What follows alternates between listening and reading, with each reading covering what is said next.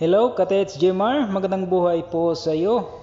Narito na po ang resulta ng pinaskan mo sa akin. Doon sa binilugan mong area ay mayroong nakapasok na isang maliit na deposit. Tamang-tama, maliit na deposit.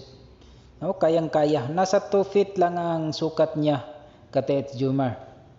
At doon naman sa creek, mula sa taas pababa ay mayroong mga malalaking deposit doon, Katets Jmar. Pero hindi nasakop doon sa binilugan mo. Kaya itong nasa area mo ay kayang-kaya mo itong kunin dahil maliit lang to.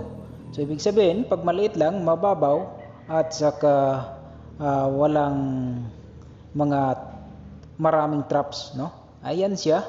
Mula dyan sa nakikita mo ay meron siyang 236 feet at 331 degrees northwest.